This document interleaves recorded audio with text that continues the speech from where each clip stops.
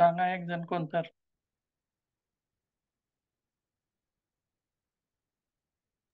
एकाग्रतेसाठीचे प्रयोग आपण काल पाहिले. सुपर ब्रेन योगाचाही विचार केला होता. हम्म. आसनांचे शेवट प्रयोग कुठं पाहिले होते. शेवट कुठं झाला होता आपला?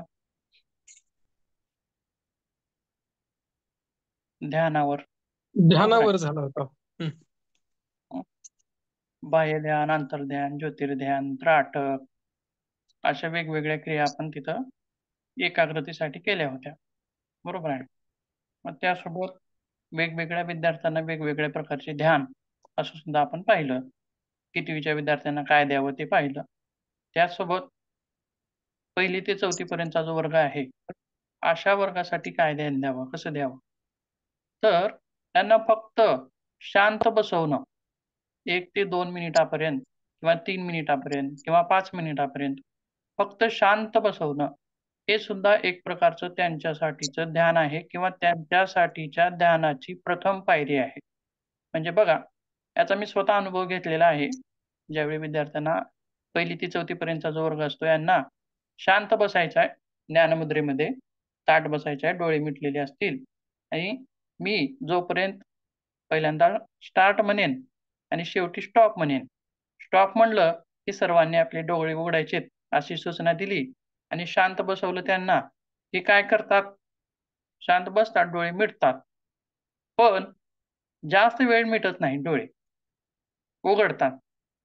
जास्त वेळ मिटत नाहीत, उघडतात किंवा हालचाल करतात. म्हणजे असं डोकं हलवणं, मान हलवणं, हात हलवणं, पाय हलवणं किंवा असं वाकणं, सरळ बसणं, वाकणं, सरळ बसणं. अशा वेगवेगळ्या क्रिया त्यांच्यामध्ये दिसून येतात. म्हणजे म्हणजे चोरून स्थिर बघतात. काय म्हणलात? अशा चोरून बघतात, हळूच डोळे बारीक करून. करून बघतात. कधी उघडा म्हणतील सर असं त्यांची आतुरता असते. बरोबर आहे. आणि याच्यातून बघा ध्यान तर सिद्ध होईलच.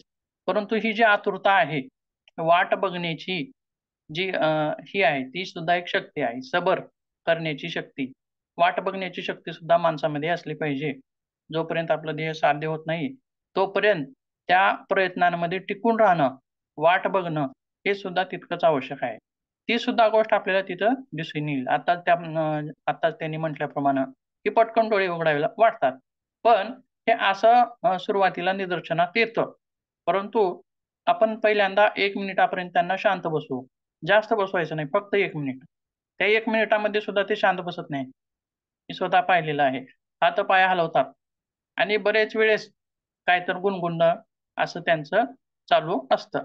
मग 1 मिनिट ज्यावेळेस त्यांना स्थिर व्हायला लागेल, जसं-जसं 1 मिनिट ते स्थिर बसायला लागतील, तसं-तसं मग हे जे मिनिट आहेत, ते मिनिट वाढवायचे.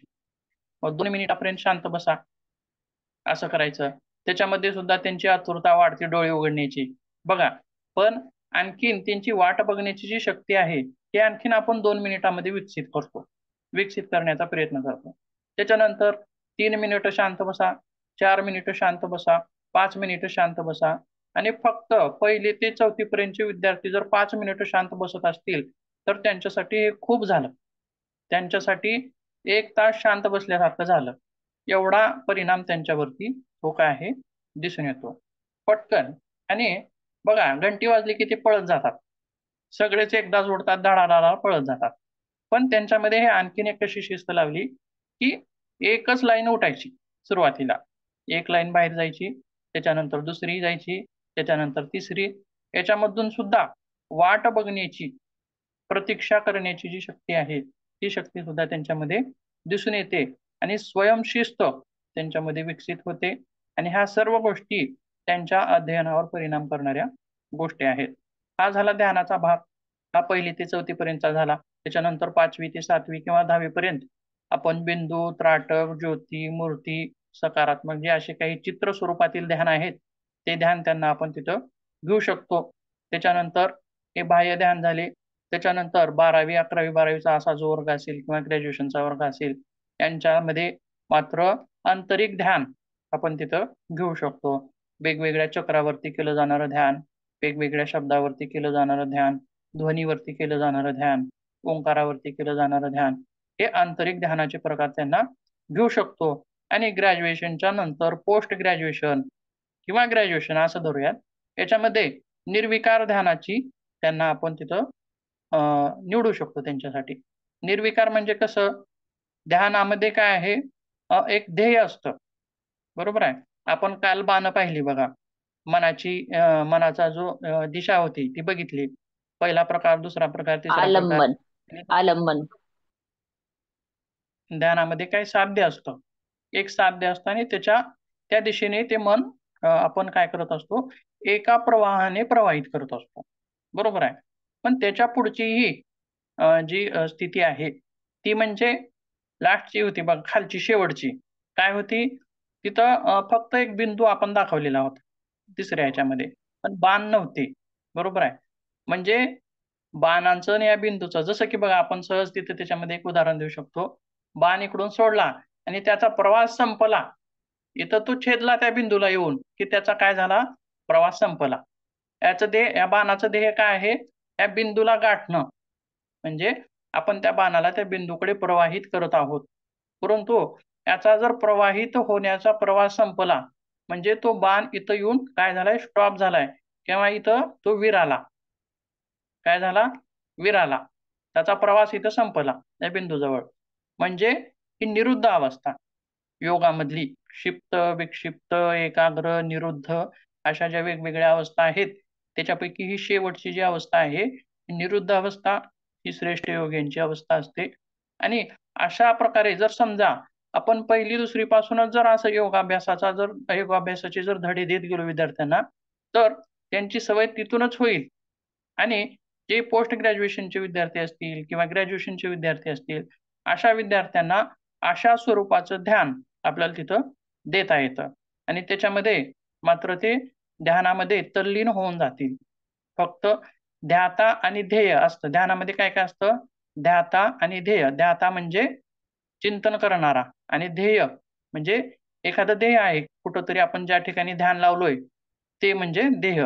मग या ठिकाणी काय होतं, शेवटची अवस्था काय आहे ध्यानाची, तर हे ध्याता उरत नाही तिथं. ध्याता जो आहे तो उरत नाही, फक्त ध्येय उरतं. म्हणजे बघा, आपण जसं की तुकाराम महाराजाचा एक अभंग आहे बघा, देव पाहावयास गेलो आणि देवच होऊन राहिलो, बरोबर आहे. म्हणजे त्याप्रमाणे ध्यान करायला गेलो आणि ध्यानच होऊन गेलो. अशा प्रकारची ही जी निरुद्ध अवस्था आहे, ही अवस्था म्हणजे आपण उच्च शिक्षित विद्यार्थ्यांसाठी आपण तिथं त्याचा अवलंब त्या ठिकाणी करू शकतो. आणि हे पी-एच-डी वगैरे हे जे प्रकार आहेत, मी काल परवाच एका ह्याच्यामध्ये दवाखान्यामध्ये योगासाठी गेलो होतो.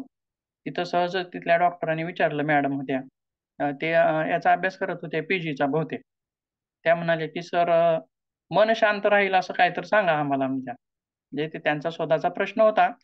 असं सामूहिक क्लासमध्ये त्या विचारल्या नाहीत.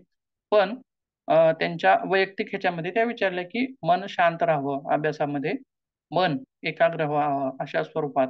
आणि जसं आता हे ज्या मॅडम आहेत, त्या कशा आहेत, उच्च शिक्षण चालू आहे आणि त्याच्यामध्ये चिंतनाची सुद्धा आवश्यकता आहे. आणि मनाचा विस्तार त्या ठिकाणी झालेला पाहिजे. आकलन क्षमतेचा विस्तार त्या ठिकाणी झालेला पाहिजे. किंवा आपण थेसिस लिहितो बघा. एखाद्या विषयावरती चिंतन करून तो विषय आपण मांडत असतो. बरोबर आहे. किंवा थेसिस म्हणजे काय? एखादा विषय घेणे आणि तो विषय अशा-अशा प्रकारे साध्य होतो, हे दाखवून देणे.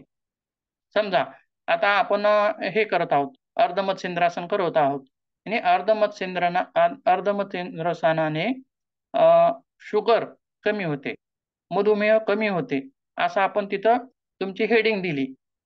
तुमच्या थेसिसला हेडिंग दिली. मग तो थेसिस असतो 80 पानाचा, 90 पानाचा, 100 पानाचा. मग त्याच्यामध्ये ते सगळं सिद्ध करून दाखवायचं असतं. बरोबर आहे. मग हे सगळं सिद्ध करून दाखवताना आपण आकलन क्षमता, तार्किक क्षमता, बौद्धिक क्षमता, बरोबर आहे. या सगळ्या ज्या क्षमता आहेत, त्या सर्व क्षमतांचा जर चांगला विकास झालेला असेल, तर तुम्ही संशोधन सुद्धा अतिशय अशा उत्कृष्ट पद्धतीनं करू शकता, एखाद्या विषयामध्ये. आता हा झाला योगाच्या संदर्भातील संशोधनाचा विषय. पण संशोधक सुद्धा कधी बनतो? आता बघा, परमाणूचा शोध लागला किंवा आणखीन बऱ्याच गोष्टींचा शोध लागला. हा संशोधक कधी बनतो? कारण त्याच्या मनामध्ये तसे तर्क निर्माण झाले पाहिजेत. बरोबर आहे. जसं की न्यूटननं काय सांगितलं, ग्रॅव्हिटेशनल फोर्स आहे. मग आपण सर्वजणच पाहतो, वरून एखादी वस्तू जर वर असेल, तर ती खाली पडते. झाडावरून पडणारं फळ असेल किंवा वर फेकलेला बॉल असेल, दगड असेल, काही असेल.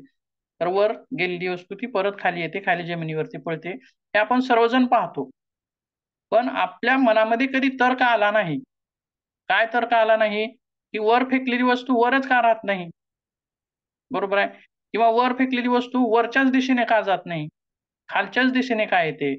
हा जो मनातला तर्क आला, त्या तर्कामुळंच त्यांचं संशोधन झालं आणि ते संशोधन काय होतं ते आपल्याला आज सध्या जगासमोर पुढं आहे.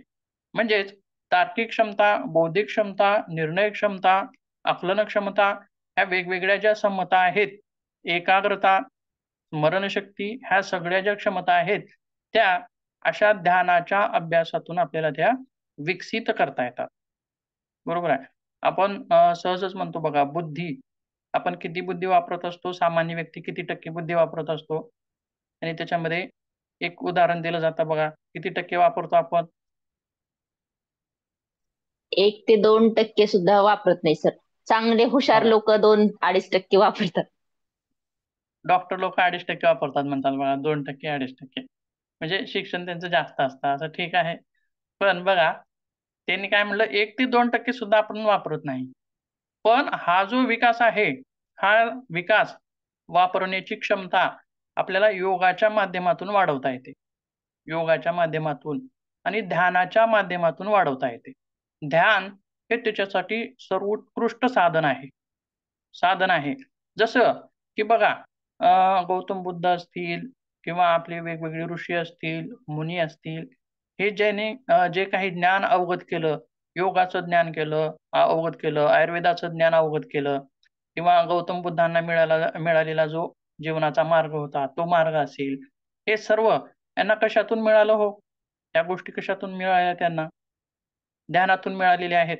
ते स्वतः सांगतात, की हे सर्व आम्हाला ध्यानातून मिळालेलं आहे. म्हणजे बौद्धिक विकास पी-जीच्या लोकांना असेल, तिथं तुमचं संशोधन करायचं असेल, तर त्या ठिकाणी हा बौद्धिक विकास जो आहे, चिंतन करण्याची जी पातळी आहे, ती पातळी सुद्धा आपल्याला या ध्यानाद्वारे तिथं वाढवता येते. म्हणजे बघा, 1ली-दुसरीच्या लेकरापासून ते आपण पोस्ट ग्रॅज्युएशनच्या विद्यार्थ्यापर्यंत ध्यान कशा-कशा स्वरूपामध्ये अप्लाय करता येईल आणि कसं-कसं आपल्याला तिथं वापरता येईल, हे सगळं पाहिलेलं आहे. त्याचा आणि सर्वात महत्त्वाचा उद्देश ध्यानाचा म्हणजे एकाग्रता साध्य करणे. आता हा झाला विषय आपला कोणता होता? दुसरा पॉइंट आठवतंय का? एकाग्रतेसाठी योगाभ्यास. तुमच्या मॉड्यूलमधला दुसरा पॉइंट आणि पहिला काय होता? स्मरणशक्तीसाठी योगाभ्यास. पहिला आणि दुसरा एकाग्रतेसाठी योगाभ्यास. बरोबर आहे. मग याच्यामध्ये तुम्हाला आणखीन तुमचं ज्ञान सुद्धा त्याच्यामध्ये ॲड करून तुम्ही परीक्षेमध्ये त्याची उत्तरं सुद्धा देऊ शकता. त्याच्यानंतर आता याच्यातला या मॉड्यूलमधला तिसरा जो पॉइंट आहे, तो आहे excellence in education. Yoga practice for excellence in education असं आहे. म्हणजे काय? मराठीमध्ये काय म्हणता येईल त्याला? तर शिक्षणातील उत्कृष्टतेसाठी योग किंवा योगाचा वापर. आला लक्षात पॉइंट तुम्हाला? आता हा काय विषय आहे नेमकं? आपण स्मरणशक्ती बघितलं, एकाग्रता बघितली. आता ही उत्कृष्टता काय आहे? कशाला म्हणता येईल उत्कृष्टता? एखाद्या विद्यार्थ्याने 99.99% मिळवले किंवा शिक्षणाचा एकच उद्देश आहे का, की जास्तीत जास्त गुण मिळवणे, म्हणजे तो उत्कृष्ट विद्यार्थी झाला का? म्हणता येईल का? सांगा बरं तुम्ही. उत्कृष्ट विद्यार्थी कशाला म्हणता येईल? किंवा शिक्षणातील उत्कृष्टता कशाला म्हणता येईल? जेव्हा त्याचं अष्टपैलू व्यक्तिमत्व तयार होईल, म्हणजे त्याचा सर्वांगीण विकास होईल सर्व पैलूंवरती, म्हणजे शारीरिक, आध्यात्मिक आणि बौद्धिक पातळीवरती जर तो विकसित असेल तर त्याला आपण चांगला विद्यार्थी म्हणू. किंवा उत्कृष्ट विद्यार्थी, शिक्षणाचं उत्कृष्टता. ठीक आहे. आणखीन कुणी सांगता येईल कुणाला काय?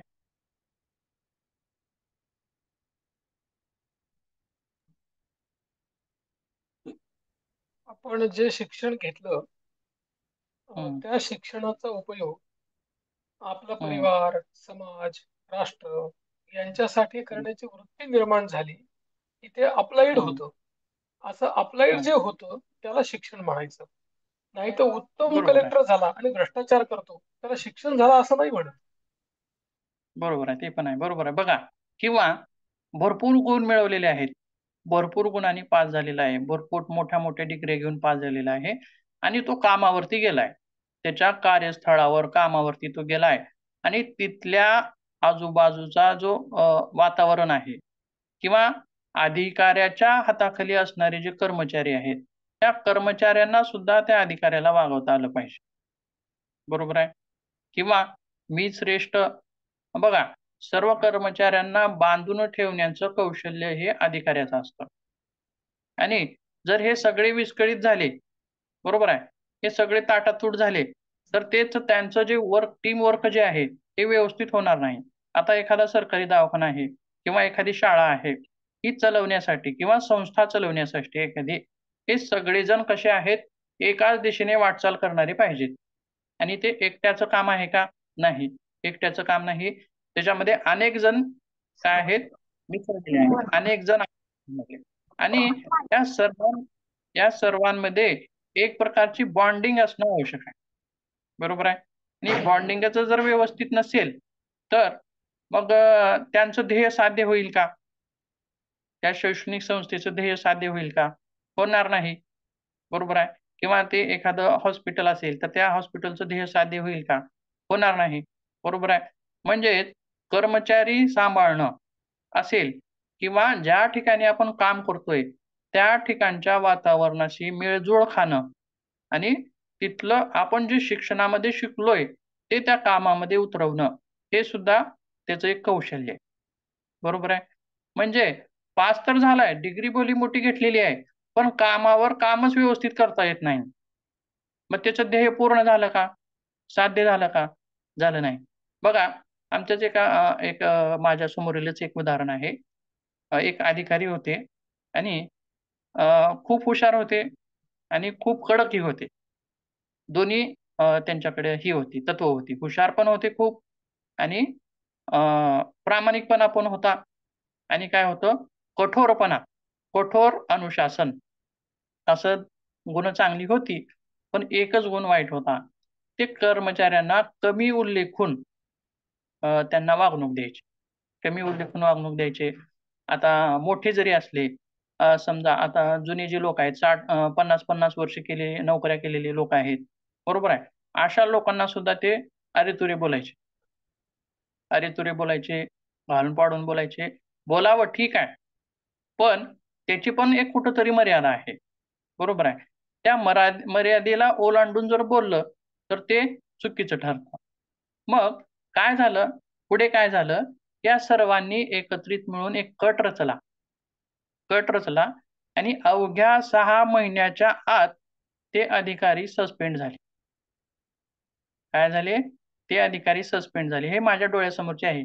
तो अधिकारी कोणता होता ते मी सांगणार नाही. वैद्यकीय होता का बँकेतला होता का शाळेतला होता. फक्त अधिकारी हे नाव आहे आणि तो अधिकारी 6 महिन्याच्या आतच तो काय झाला, सस्पेंड झाला.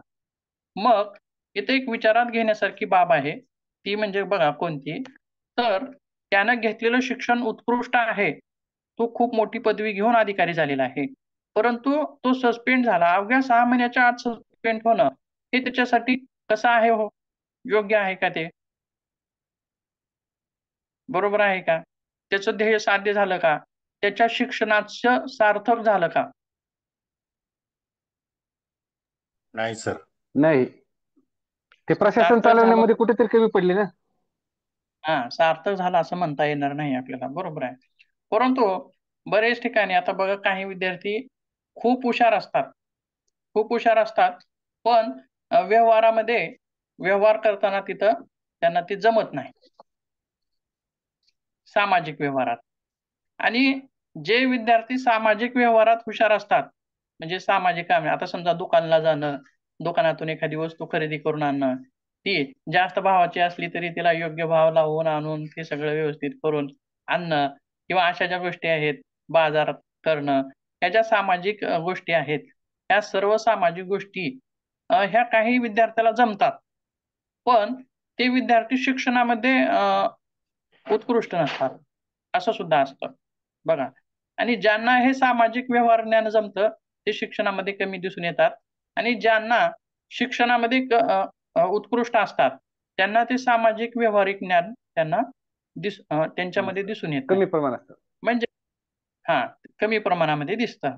म्हणजे मग हे त्याचं पूर्णत्व झालं का? त्या विद्यार्थ्याचं पूर्णत्व झालं का? बरोबर आहे. तर इथं सुद्धा आपल्याला पूर्णत्व झालं असं म्हणता येणार नाही. ठीक आहे, बघूया. मग आता आपल्याला काय बघायचं आहे, तर एक्सलन्स इन एज्युकेशन म्हणजे त्याच्यातला पहिला जो शब्द आहे एक्सलन्स, त्याचा शब्दशः अर्थ काय निघतो मराठीमध्ये, तर उत्कृष्टता किंवा खूप चांगले.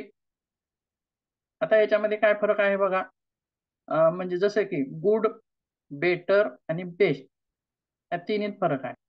बरोबर आहे. गुड, बेटर आणि बेस्ट. बेस्ट हे कसं आहे, अतिशय उच्च अवस्थेचं आहे.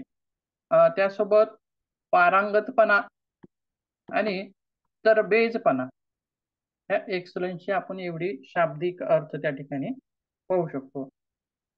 त्यासोबत बघा आणखीन आपल्याला पुढे काय बघायचं आहे, तर शिक्षणातील उत्कृष्टता कशाला म्हणता येईल, तर म्हणजेच काय, तर विद्यार्थ्यांना ज्ञान, कौशल्य आणि मूल्य शिकवून त्यांचा सर्वांगीण विकास साधने म्हणजेच शैक्षणिक उत्कृष्टता होय. बघा, ही व्याख्या लिहून घेतली तरी चालेल, तुम्ही गरजेची आहे. बघा आणखीन एकदा सांगतो, शैक्षणिक उत्कृष्टता म्हणजे काय, तर विद्यार्थ्यांना ज्ञान, कौशल्य आणि मूल्य शिकवून त्यांचा सर्वांगीण विकास साधने म्हणजेच काय आहे, उत्कृष्ट शिक्षणाची ओळख आहे, असं तिथं म्हटलेलं आहे. आता बघा, ते ज्ञान, आताच मी म्हणल्याप्रमाणे ज्ञान म्हणलं की वेगवेगळे ज्ञानाचे प्रकार आपल्याला तिथं दिसून येतात. बरोबर आहे. मग तुम्ही ज्ञान ह्या शब्दाचा अर्थ कसा घ्याल विद्यार्थ्यांसाठी? कसलं ज्ञान?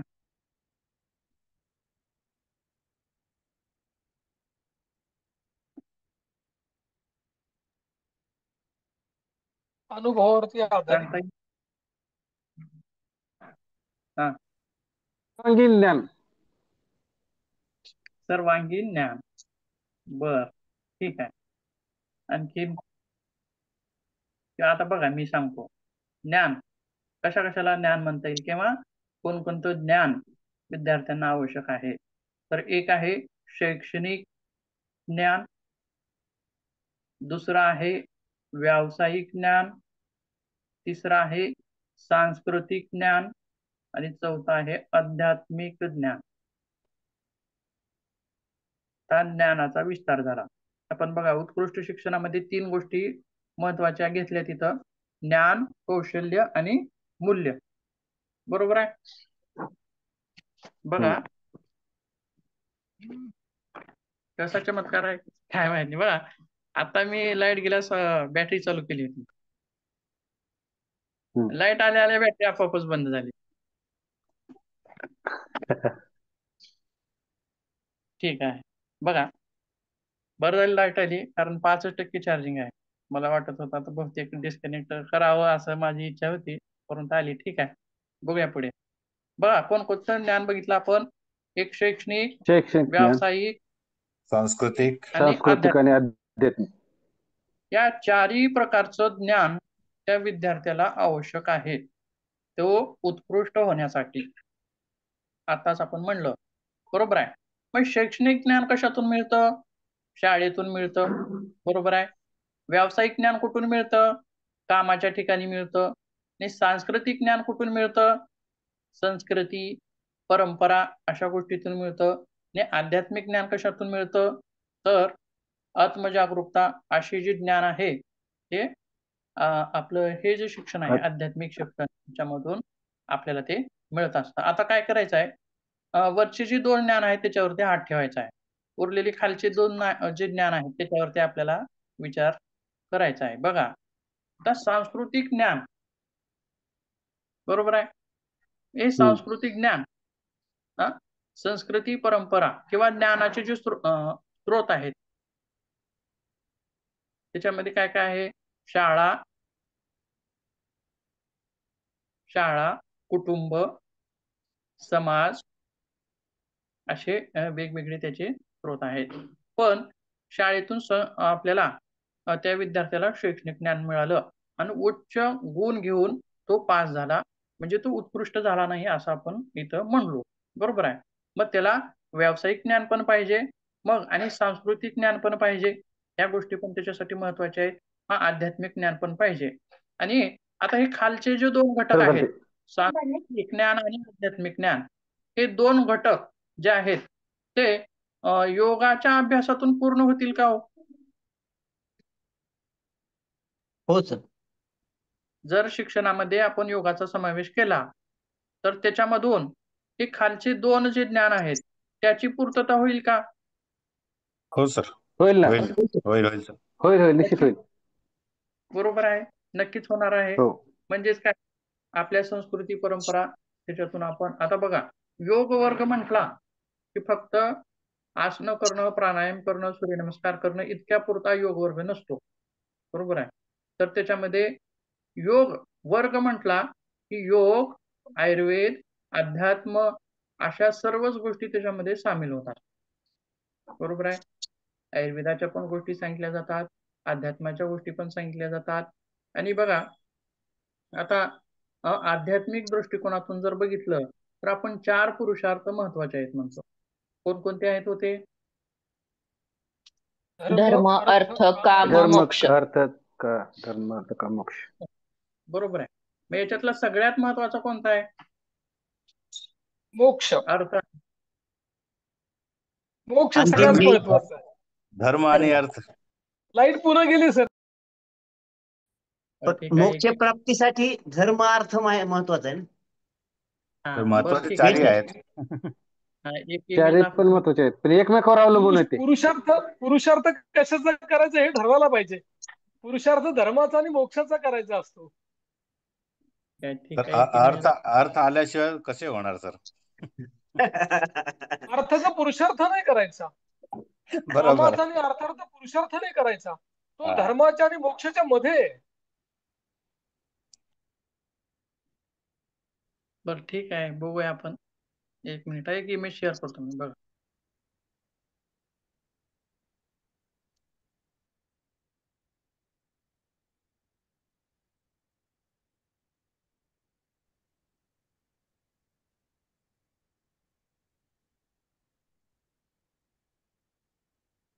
एकच मिनिट.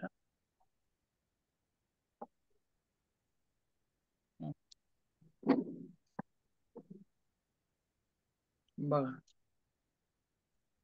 या पायऱ्या थोड्या खालून थोडे हे आहेत. आताच तुम्ही अगोदर धर्माच म्हटले. धर्म अर्थ काम मोक्ष. बरोबर आहे. आणि मोक्ष आता 3 पायऱ्या एकत्र दाखवलेल्या आहेत. आता याच्यामध्ये काय म्हणले बघा were the 4 goals of human life. बरोबर आहे. मानवाच्या जीवनातील हे महत्वाचे 4 गोल आहेत आणि त्याच्यामध्ये सुद्धा 2 टप्पे त्याचे केलेले आहेत.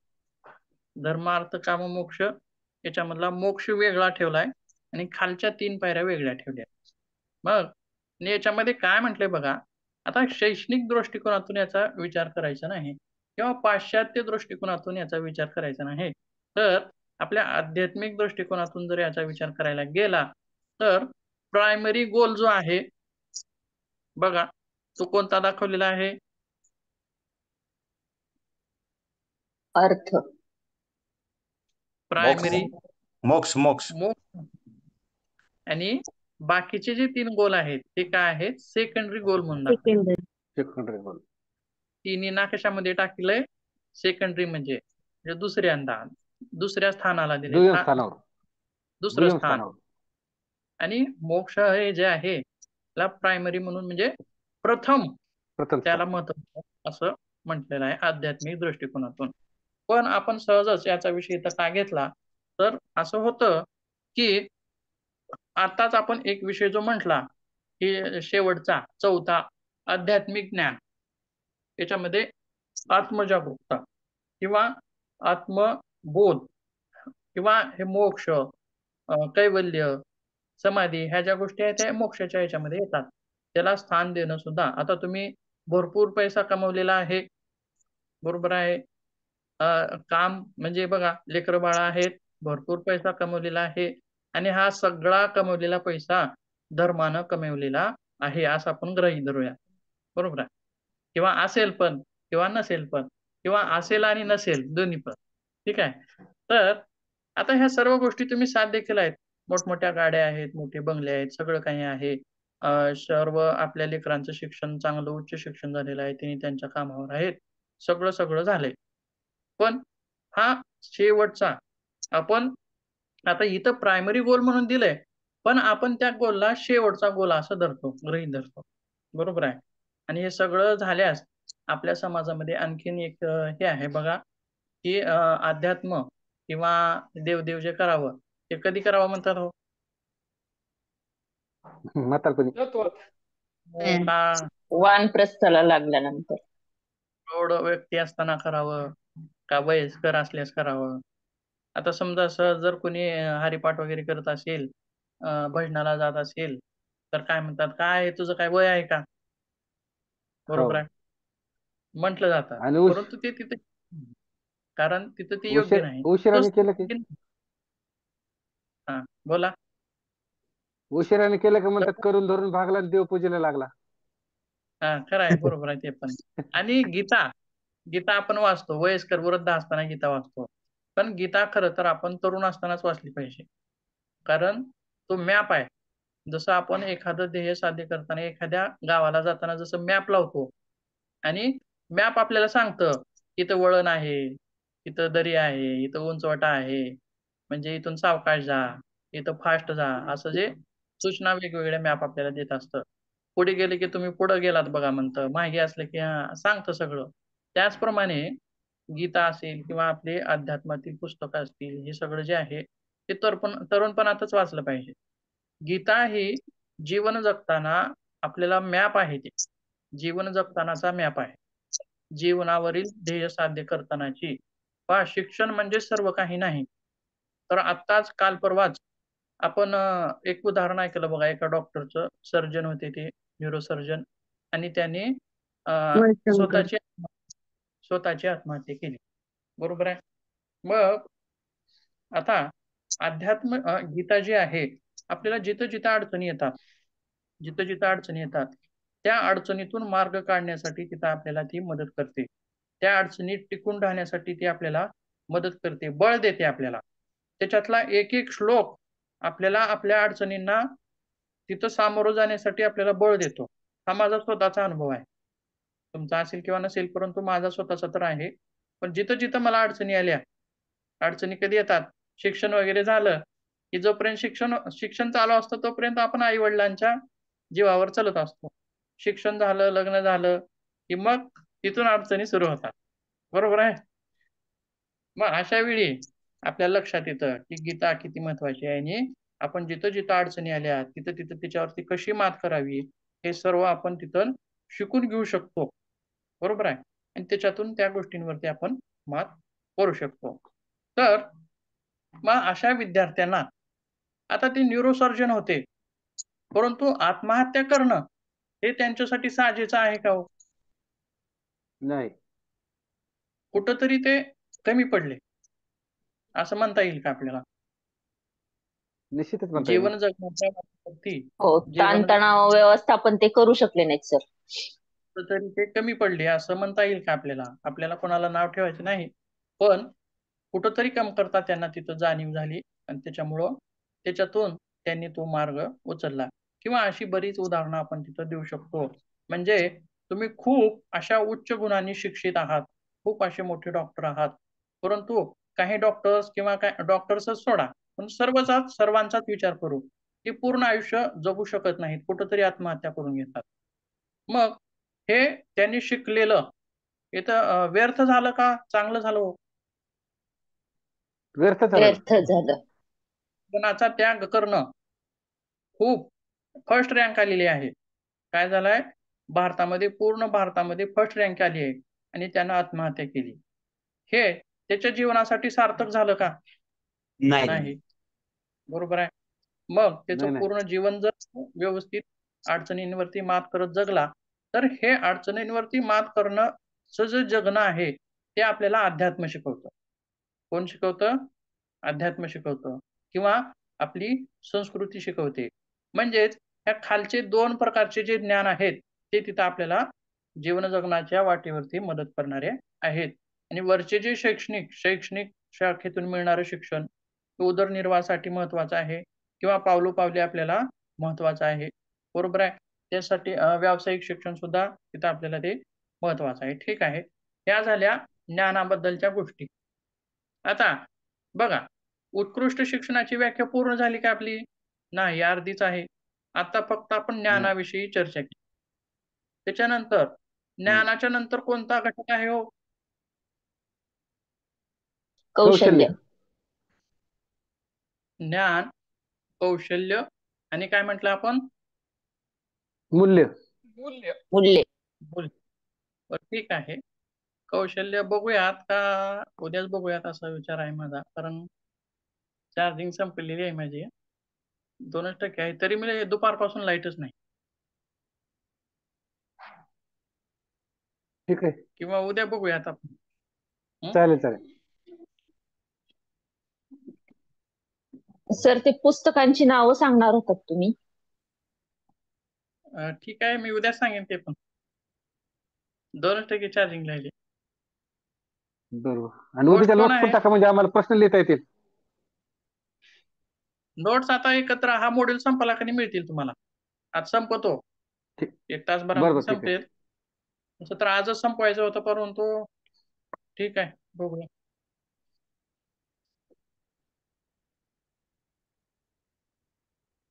होस्ट राम सरच आहेत वाटतं बहुतेक.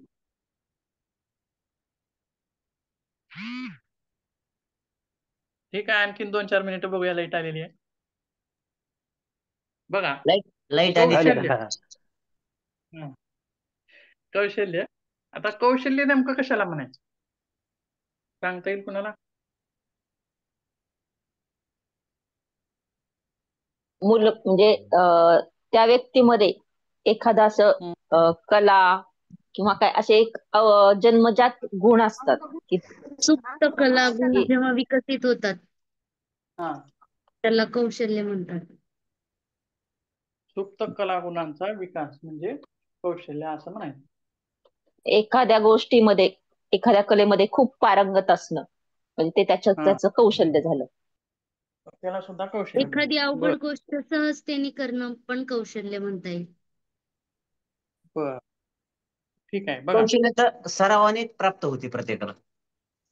सरावाने प्राप्त होते. बरोबर आहे. कशी प्राप्त प्रत्येकाचं होते? त्यामुळे झालं की प्रत्येकाच्या अनुभव वेगवेगळ्या क्षेत्रामध्ये कौशल्य असू शकते ना. हो हो हो हो. बरं, ठीक आहे. बघूया आपण. आता सर्वांचे विचार एकत्र करूया. कोणी काय म्हटलं. तर कौशल्य कशाला म्हणता येईल नेमकं? एखादे कार्य सक्षमपणे पार पाडणे. एखादे कार्य सक्षमपणे पार पाडणे म्हणजे त्याला कौशल्य असं म्हणायचं. मग आता हे जे कौशल्य आहे, आता दोघा ठिकाणी तुम्ही जे जे सांगितलं ते सगळं याच्यामध्ये येईल. बघा, भोसर सरांनी काय म्हणलं? वेगवेगळ्या क्षेत्रातील कौशल्य वेगवेगळं असेल.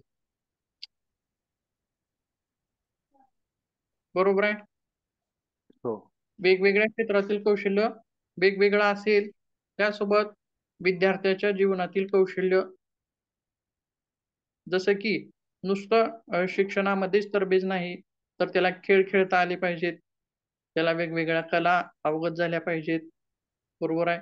नृत्य कला असेल, गायनाची कला असेल, ड्रॉइंगची कला असेल, अशा वेगवेगळ्या कला असणं, त्याच्यामध्ये पारंगत होणं, हे सुद्धा त्याच्यासाठी गरजेचं आहे. ठीक आहे.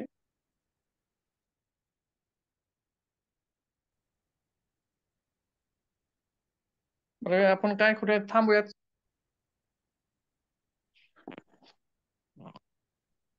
क्षमस्व ठीक पुन्हा आहे चालेल, एकदा. उद्या बघू. उद्याच बघूयात. ठीक आहे, ओके ओके. हम्म.